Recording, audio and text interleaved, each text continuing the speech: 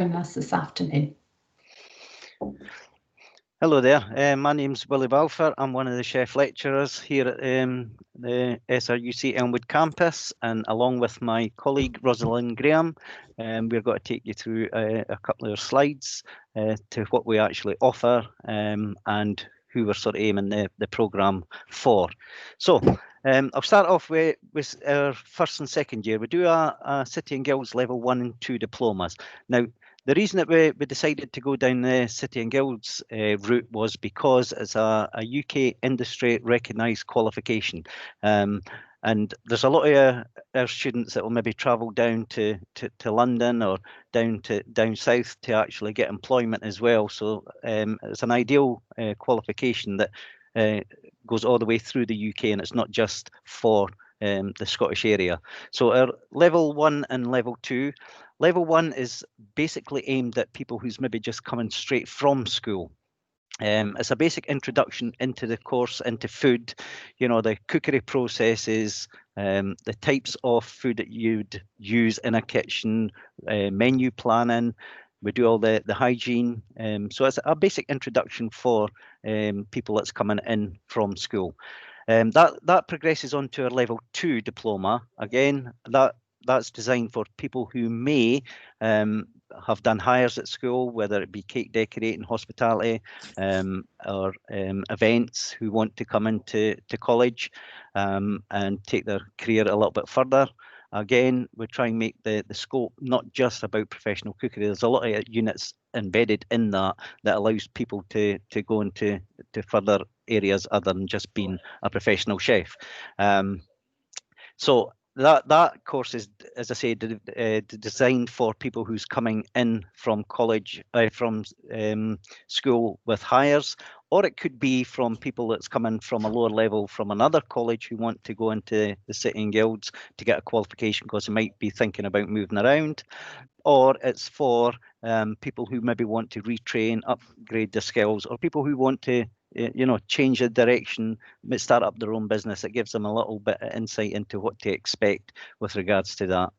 We also do an external REHIS elementary food hygiene certificate. Again, that's for anybody who may be employed in the food industry who need to get their compulsory hygiene certificate. So we do that through ROS as an external body.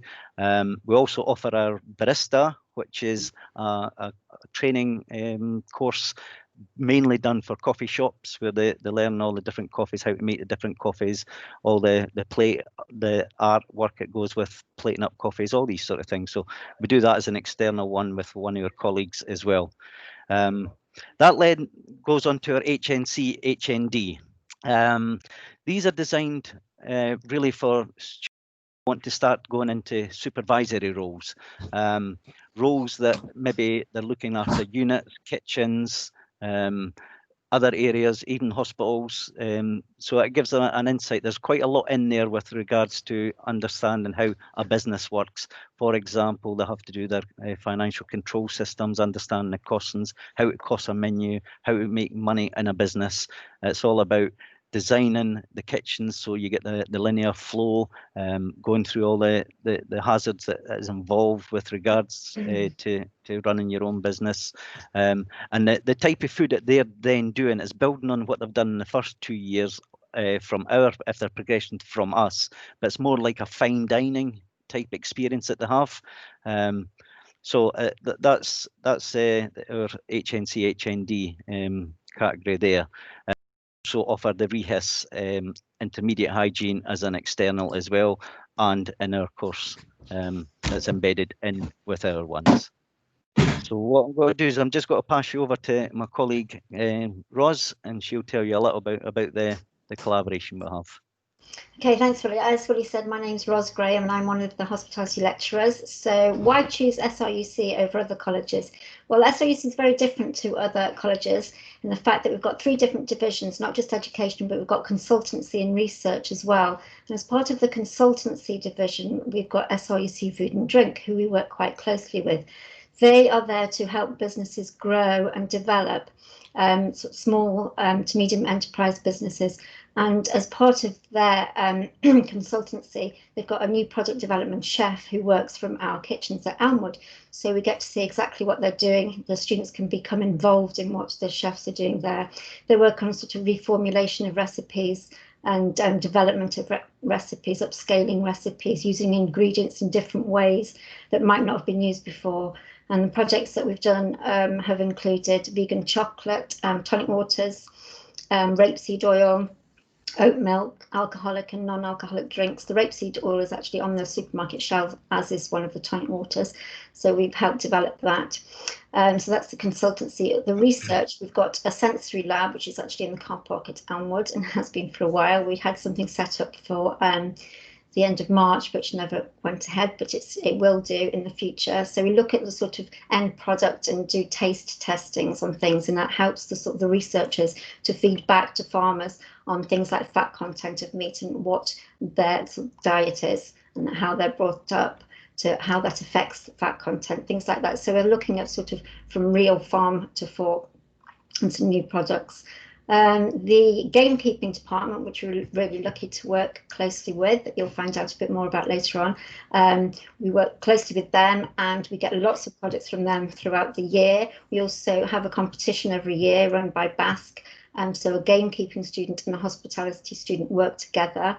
They come up with a recipe, and the gamekeeping student has to source and shoot the game, prepare the game to come to the kitchen. They both work on the dish. So it's really good. You can see exactly where that ingredient's coming from. As with the horticulture department, the horticulture department grow a lot of produce that we can use in the kitchens, and also it gives these students an opportunity to talk to the gardeners to see how it's grown, what seasons these fruit and veg are grown in, so to understand a lot more about it. The aquaponics department is fairly new to Elmwood. It's really exciting. A couple of young entrepreneurs have got an indoor aquaponics vertical farm system, and they are growing leafy greens, peppers and herbs, which Willie is the chief tester and reviewer of all these things. They take them up to Willie and we use them on our dishes. So, all the departments we do collaborate well with within SRUC itself. I think Willie's going to talk a bit about industry links that we've got. Thank you very much, Ros. Yeah, I mean, it's not just within SRUC, the collaboration. We have fantastic links with industry. We're very lucky the area we're in is littered with hotels, restaurants, fantastic produce. So we're very lucky to have that on our doorstep. So obviously we're going to take advantage of these people that's on our doorstep and get our students involved with the chefs and the producers. And it's various ones that we do. The most prestigious one we do is we work with Savour St Andrews, and what happens with that is we put on a taster lunch and an elaborate dinner. Our students get the chance to work with each of the chefs, because each of the chefs are allocated a dish on that menu, and they'll take our students, work with the students, produce the food on the night, and then our students would help serve it. And it goes towards a bursary for the students in the future, whether they want to go on to experience a different area or abroad, so they give us a good bursary for that. We do quite a few external functions. It could range anything from going down and maybe setting up for a church dinner or home food in the home. We try and get involved as many different elements of the functions as possible to give our students the best start and a bit of experience with regards to going out to different events, different venues, seeing how they work. And so we try and get involved as much as that. We're very lucky. There's a lot of guest chefs who want to come in and speak to our chefs. They know the quality of our students. So to be fair, they're actually looking to poach some of these students as well. So it's a great opportunity for them to come in and maybe work with the chefs. So we work with the local chocolatiers who'll come in and help them do that. Some of the producers from the old course, and we actually have the executive chef Martin Hollis from the old course. He'll come in and assist with some of the exams for our level 1 and level 2. So he has a chance to talk to the students. He sees up front what they're actually producing, the quality they're actually producing, and it's absolutely fantastic for the students to be involved in that. It's not just about the classroom. We try and keep it real. We go into industry, we do a lot of visits, local producers, cheese shops. We'll go along to Bow House to see all the pods that's in there, and to see how entrepreneurs start up their business. We'll also go to the links, the Old Course. We'll go to the Fairmont, all these sort of places to widen our students' knowledge of what is on their doorstep and further afield, obviously. But we do competitions. We're always trying to encourage our students. We never force our students to do anything. We try and encourage them to be involved in competitions. It's great for their CVs to say that they've actually taken part of them, and it's great for them networking with outside chefs, outside companies. It's also allowing them to speak to other areas, other colleges, see what they're doing. So it's a fantastic networking opportunity for the students. So what happens after that? Well, as I say, we try and diversify our course. We know things are changing in the hospitality industry. It's not just about becoming chefs. It's not about being in a kitchen all the time. So we try and encourage our students to see the bigger picture. They could be think about going into industry through manufacturing, food science. We've got so many opportunities out there. They can actually go into teaching if that's what they want to do, go into home economics, entrepreneurships. We've got so many students that's actually started up their own business. We're very proud of the fact that they do that, because they've actually diversified and come very, very successful under the COVID just now. So we're very proud of that. And as I say, they can go on to do food manufacturing, and we've actually got students that do that as well. So it's fantastic opportunities that we're involved with, and we try and get our students into every aspect of that. So I'll pass you on to my colleague Ros, and she'll just finish off with our student alumni. Yeah, just really reiterating what the opportunities after your SRUC, and the fact we are telling the truth. We have got students that are in industry. Some have gone on to work at Michelin-starred restaurants. We've got people in the P10, also Tom Kitchen's The Kitchen. A few have got their own businesses, and through lockdown they've had to sort of diversify, slightly adapt the businesses, but they're actually doing really well now.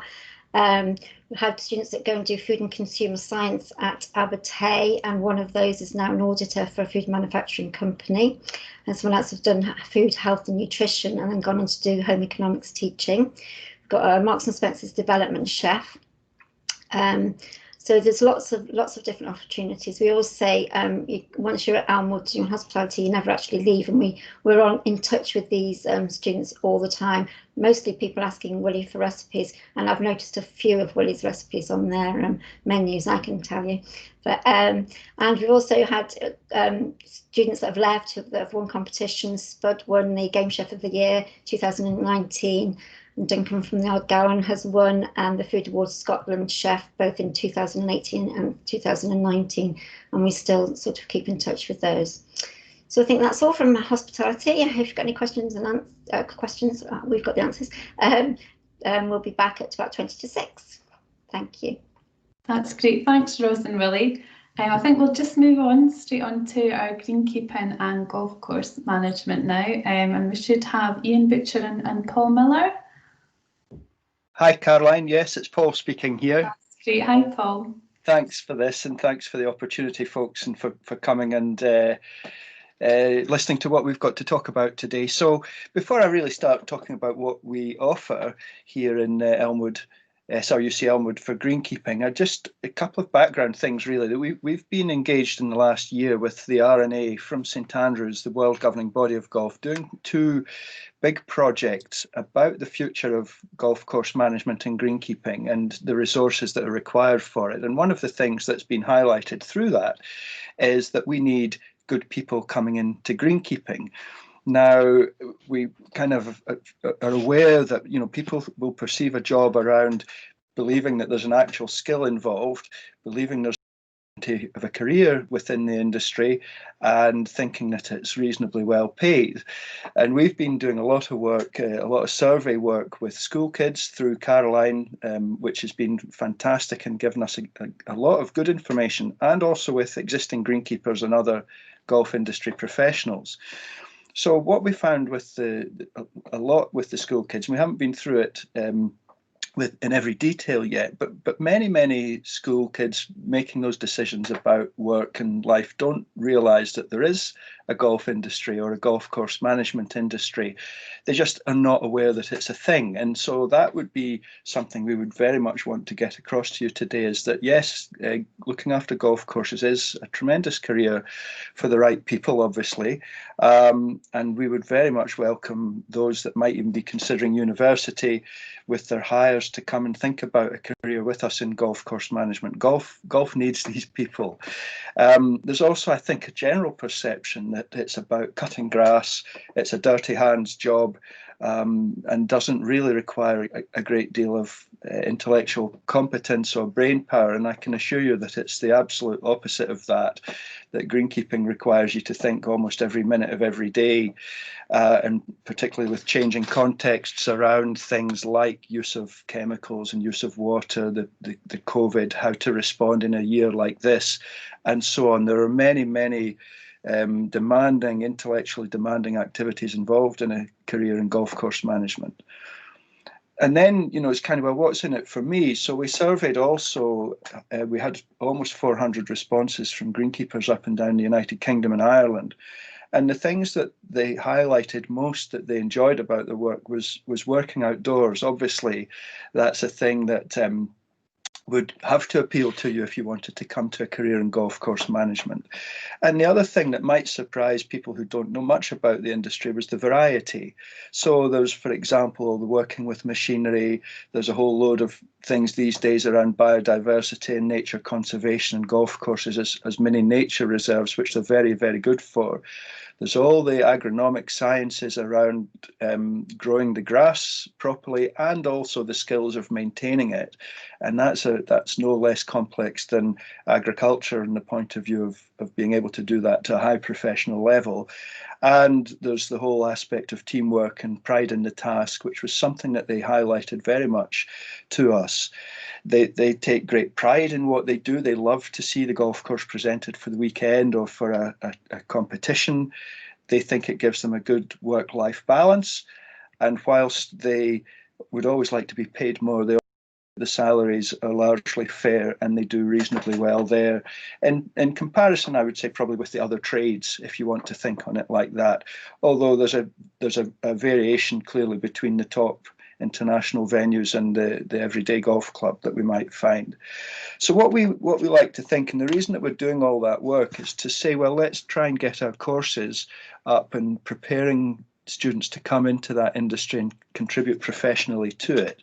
So I've only 2 slides here. One is National Certificate Greenkeeping, the first slide that's on the screen at the moment, and that one could also be, we could say SVQ level 2, which is taught part-time, but effectively very similar curriculum. So it's an entry level one. This is normally the one that the 16, 17-year-old school leavers come on to.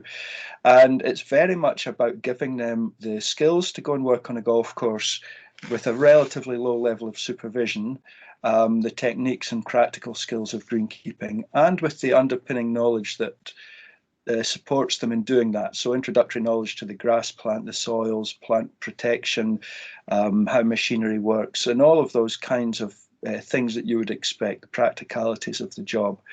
We host that at Elmwood Golf Course. We have a full modern set of equipment and a full greenkeeping team, and those of us, Ian's on the call, and myself and 2 other lecturing staff look after them doing that programme. In a normal year, there's a 6-week work placement to conclude, and that's been variously across Europe and here in the UK in Fife if students are not ready and don't want to move away from the area. But incredible opportunities there to get that first step of the career in the industry and being known to the right people, as it were, as reliable and honest, hardworking employees. And progression from that is to the HNC, either full-time or distance learning. That comes next. And I think that's on my next slide, Caroline. Thank you. Yeah.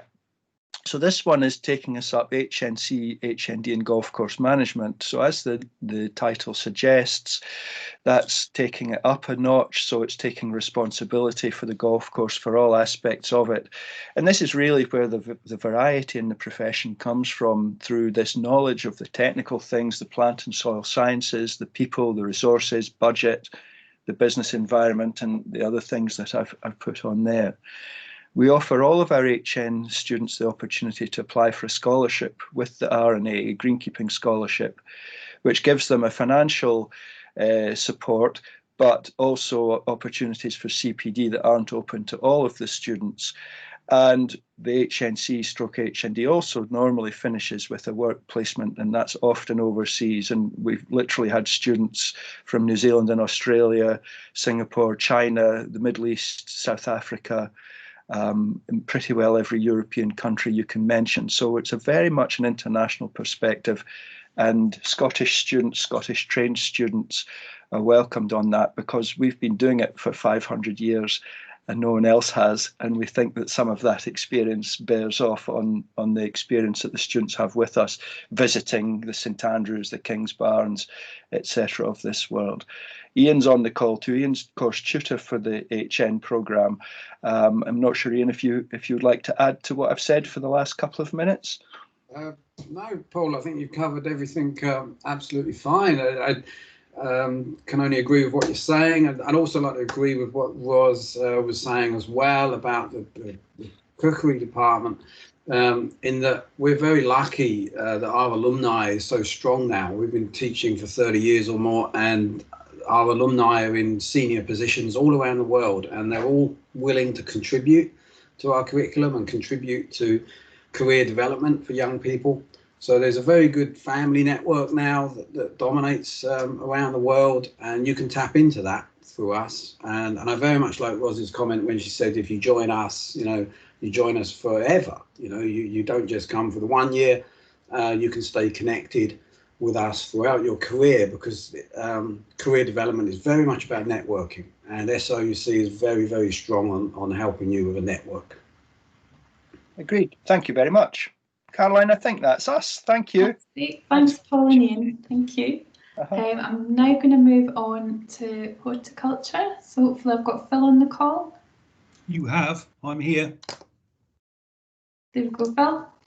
Okay, here we go. I've been warned not to go over the half-an-hour time slot under pain of death, so I'll keep it as brief as I can, possibly 25 minutes. Okay, just going through these slides. I say this every year at these meetings, but I just want to sort of reinforce this, that the college campus at Elmwood is undoubtedly one of the best campuses in Scotland. It's certainly one of the biggest horticulturally wise. So we're sitting within 12 hectares. We've got wonderful grounds, we've got ponds, we've got an orchard, we've got woodland gardens, lawns, flower beds, you name it, horticultural, we've got it. We've got glass houses, etc.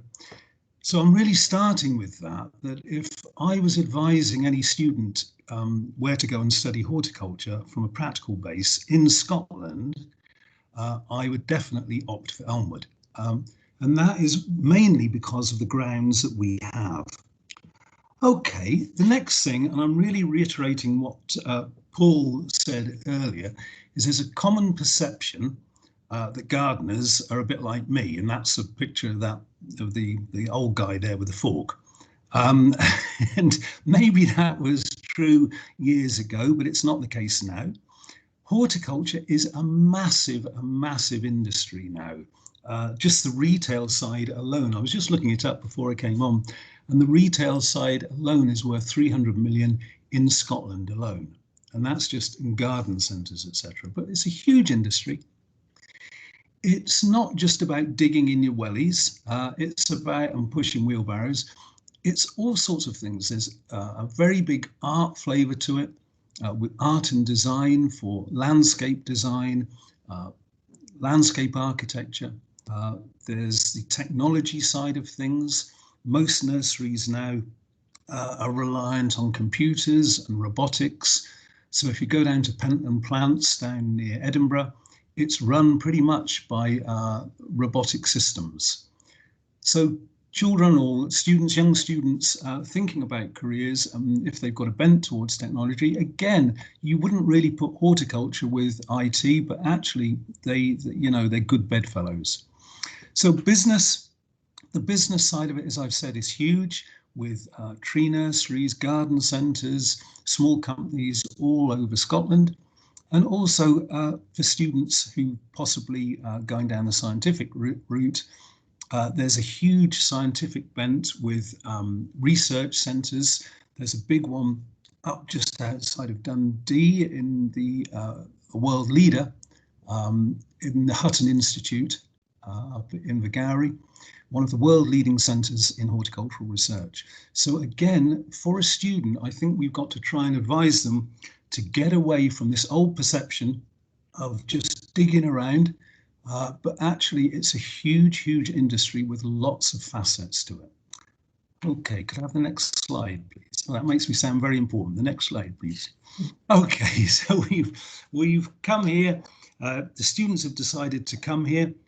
One of the beauties of SRUC Elmwood is because of the grounds, we can afford to have quite a lot of students here. And because of the size of the grounds, and because of that, we can afford to give them a variety of courses. And again, because of that, we can catch students and cater for students from all different levels. So the school leaver is catered for by the Introduction to Horticultural Level 4. This consists of 18 units. Roughly speaking, it's about 90% practical work and 10% theory, with a lot of the theory papers being able to be delivered verbally as well. So if students have got learning difficulties, again, the level 4 is ideal, and it gives them, it's an acquaint course for horticulture in general. Okay, they can then, if those students like it, and we haven't frightened them off, they can then go to the SVQ2 horticulture. So, sorry, the Introduction to Horticulture is for school leavers, so we're talking about 16-year-olds. The SVQ2 horticulture is the next stage up, so we're talking about 17, 18-year-olds who've come in, and this is beginning to really hone their horticultural skills and get them ready to go and work as gardeners within the industry. Again, there's more theory. We're talking about 20% theory, 80% practical, but it is a practically based course. And again, just coming back to the earlier point and those photographs all around that, the glass houses, the machinery, the flower beds, etc., allow these courses to be run on a practical basis. The next level is the SVQ3 production and retail horticulture, and we realised a few years ago that there was a huge market in Scotland in particular for production horticulture and for people working in garden centres, working in tree nurseries and plant nurseries. So the SVQ3 production horticulture is really aimed at this market. We've had extensive feedback and consultation with the Horticultural Trades Association, and we've taken their advice on constructing this course. The interesting thing about this one, though, is it's not just full of youngsters. You can progress straight from the SVQ2 to the SVQ3, but also some people go from the NC5. So we've got some older students in there. Typically at the moment, we've got students in their 50s on that course, and we've got students in their late teens on that course, the SVQ3 Production and Retail Horticultural course. The next one, though, is, and I hesitate to keep saying the next as though it's an upward progression. I don't believe it's an upward progression. I believe that students should be going in on the course level that they think is going to suit them. So forget about it always being an upward progression. We've got to advise students to enter into the level that is the best one for them. So the NC5 horticulture is a different beast altogether. This is 50% theory, 50% practical. And this typically attracts people from all different demographics. It can attract people in their late teens. who've come up through the system. It can attract people in their 20s and 30s who've tried other courses and actually don't like them and want to be doing a job that they really enjoy outdoors. And it can be attracting a third group of people who are often over 40 or 50 who've had other careers and decided that they want to come into horticulture and change their lifestyle completely. The NC5 then will then lead on onto the HNC. All of these courses, the NC5 is actually aimed at producing craft level gardeners. So by craft level gardeners, I mean people who can go and work in big estates, can start their own companies, can go and work in local authorities. They are actually craft level gardeners who can go and actually do your garden, which is a good thing. From them, the next stage, articulation route, from NC5 you could go on to the SVQ3, or a small number of our students then go on to their HNC horticulture, which Paul talked about earlier, saying the HNC really is about supervisory skills and minor management roles. So they go on to their HNC. Their HNC is roughly 90% theory, 10% practical, and often leads on to going onto their HND and onto their degree level courses. So those are the courses that we offer. Could I have the next slide, please? How am I doing for time? I'm not doing bad. I'm not doing bad. Okay, so the good thing about SRUC, I sound like a used car salesman, but it's true. The good thing about SRUC is that it's got so many campuses and they all offer different things. So for instance, students can go over to Oak Ridge and do hard landscaping. They can go down to Edinburgh and do design. They can go to all these different courses, all these different campuses and do different courses, which fit like a big jigsaw puzzle. But from the HNC, they can go on to do their HND and then on to do their degree program, or they can do their HND horticulture with plantsmanship using the Botanic Gardens in Edinburgh, or they can go on and do their HND in garden design, and all of those are degree level programs. So as you can see, it's not just about pushing wheelbarrows, although pushing wheelbarrows is a good skill. There's a massive industry, and one of our problems is trying to get youngsters in the schools to actually engage and realize that it is a really, really large industry. And in fact, it's actually an applied science if you think about it. Caroline, could I have the next one, please? That's the last one, Phil. Oh, is it? Oh, yeah. Damn. I was hoping I was going on for ages. Oh, yes, I forgot to read the last bit. Sorry. The last bit is, I know this sounds a bit twee, saying offering a positive destination for all. And it was a buzzword, wasn't it, in education for years, this offering a positive destination for all. But I honestly believe that a positive destination is a very subjective thing.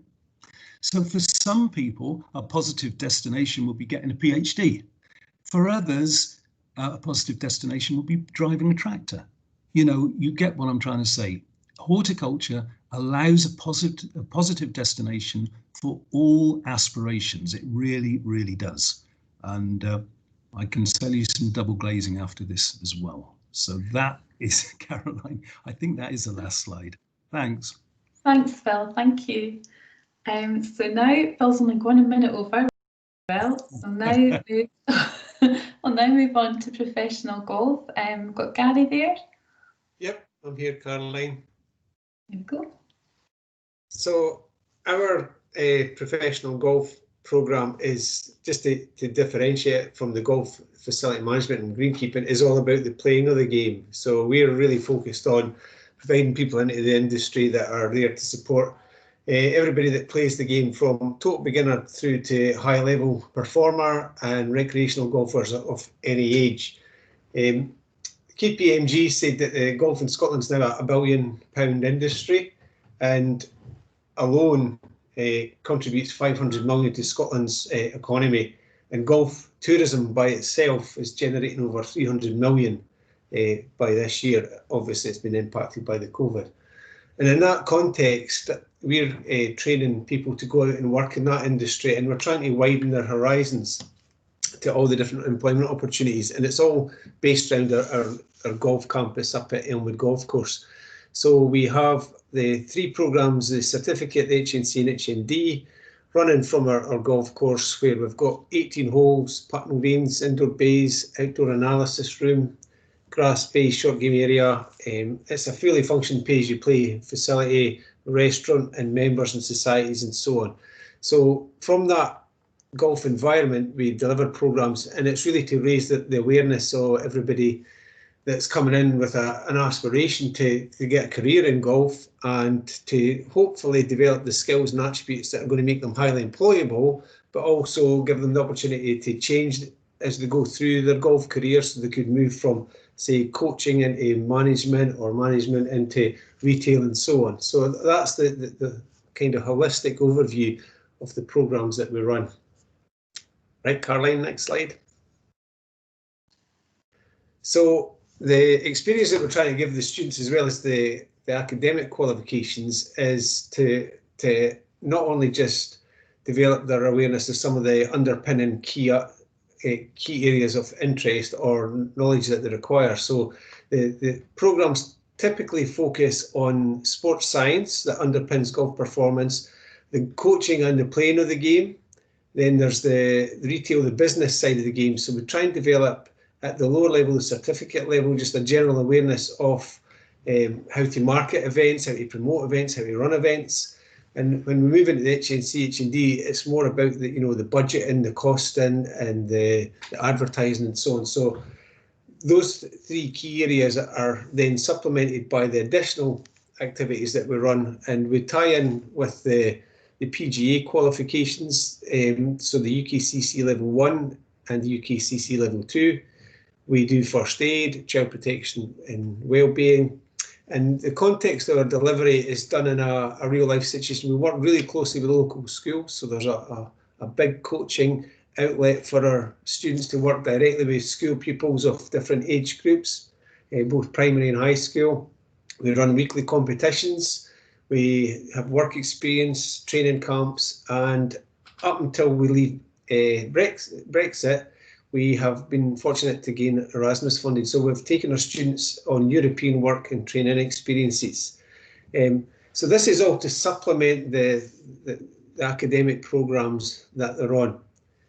The students participate in 2 intercollegiate tours as well as BUCS. So the intercollegiate college tours are ourselves and other sixth form colleges and private schools that run golf programmes, and we compete in the North region. So we compete and play on a monthly basis, and if we do well, we qualify for the national finals, usually held down in England. BUCS is the British and Universities Colleges Sports, so we play in the BUCS League against other Scottish universities. And to support those that are coming to us with a playing ambition, we have a high performance golf programme to help develop them as a golfer. You can see in the bottom left of the corner there, we've got one of our former students, Lorna McClymont, who was one of the recipients of our R&A scholarship to support her golf. So these scholarships are available to the better golfers who are doing well in competitions, and the money that they get from the scholarship supports their development as a player, and so they could access coaching and equipment and so on. Next slide, Caroline. So the key progression routes for our students is to, if they're going to stay in education in Scotland, is year 3 university entry, and they could do that at a number of different universities. Abertay is close, and we have a very strong relationship with the sports department up there, so a number of our students go to Abertay, but we've had past students go to Napier and the University of West of Scotland. A number of our students will articulate every year up to the UHI, to the professional golf degree, and either get year 2 entry or potentially year 3 if they've got work experience to back it up. A number of them take up PGA training positions and start their training with the PGA. And others go straight into employment in either the golf operations, golf management, retail, golf tourism. And it's our ambition to run a professional golf degree at SRUC in the near future. The other key outlet for our students that want to stay in education is to the USA. So one of our lecturers runs Collegiate Golf USA, and he helps set up scholarships for our golfers to American colleges. So we've got a number of past students who have articulated to the collegiate system in America. And that's a very competitive environment, and it's usually our ambitious golfers that go there, and they, without fail, all seem to really flourish in that environment. So Andrew in the top right has performed really well this year and won a number of competitions in his rookie year. And you can see down the bottom we've got Megan Robb and Joanne Free, who are over in America at the moment, and they've continued their HND articulating into a degree programme over in an American college. On our left, you can see some of our former students. So Tom Ogilvie was working at the Dukes, he's now out as the PGA teaching professional in Dubai at the Pete Cowan Academy. Katie Reid is the co-founder of TourTag, which is a golf app, a loyalty app for playing different courses, and she now works with our R&A.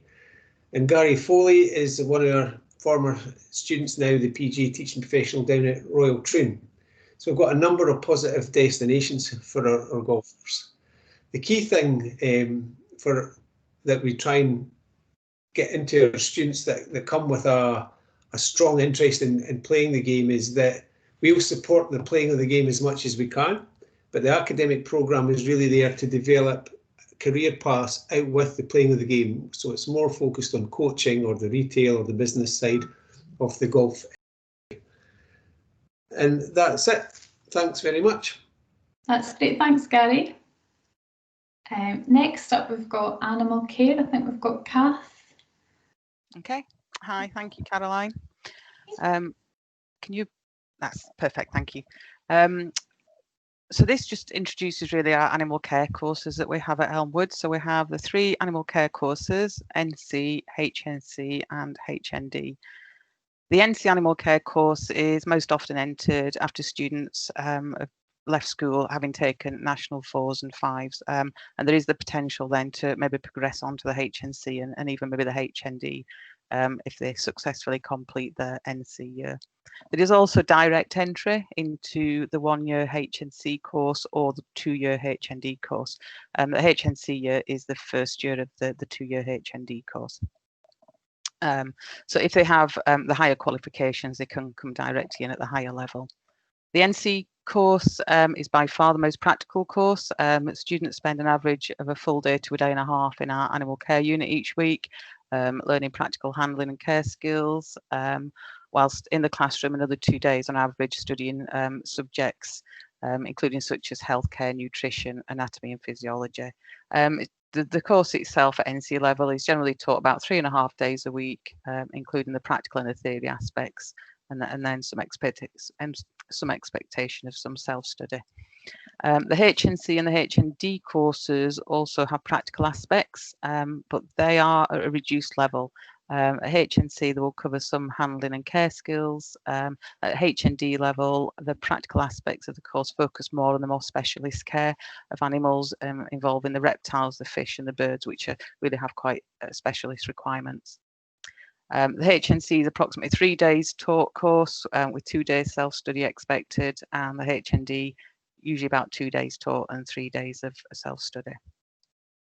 If we have applicants that don't have a broad range of animal care and handling experience prior to applying, we do generally really recommend that they start at the NC level.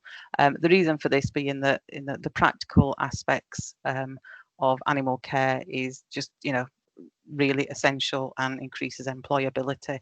So it can be really useful, even though they may have the higher qualifications to enter at the higher level. There is a vast amount of practical experience at the NC level, which will be well worth them undertaking.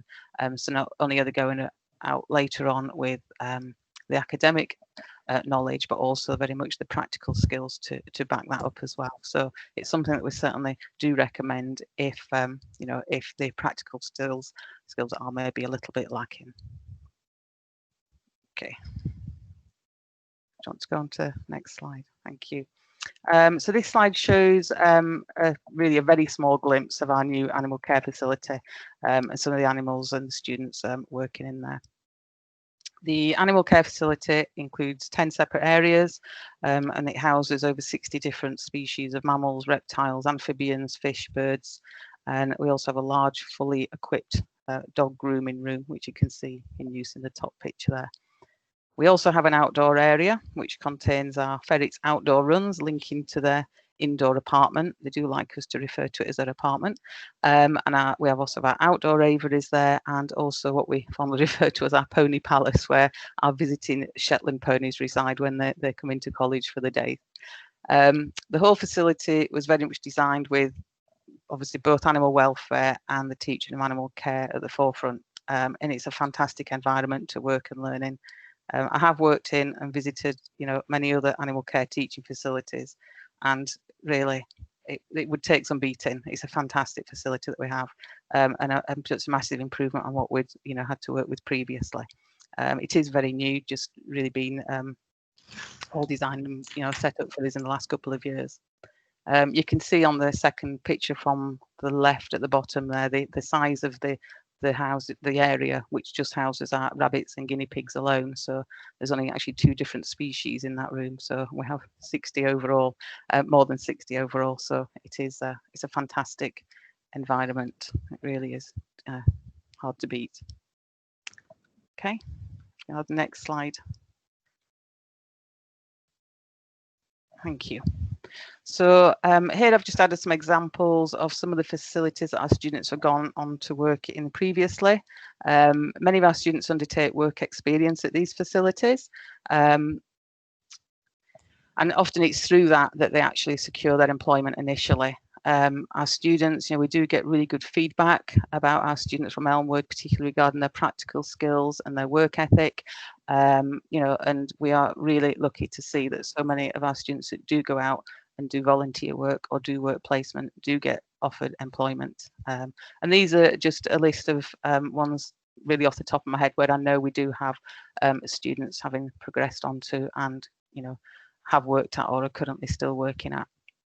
We do have a number go, they come to do the courses, having wanted to go on to set up, be self-employed, set themselves up as dog walkers, dog sitters, holiday pet care kind of things. So that has been quite a focus for many of our students that have come to us as well. And we do often have students that go on to maybe progress to higher education, maybe moving on to such as veterinary nursing or animal science. We also have visiting guests and speakers to the college. It's very popular with staff and students alike. Doug Allen, pictured here with Anne Lowe, is one of our animal care lecturers who's with us tonight. Doug Allen's a wildlife cameraman and photographer.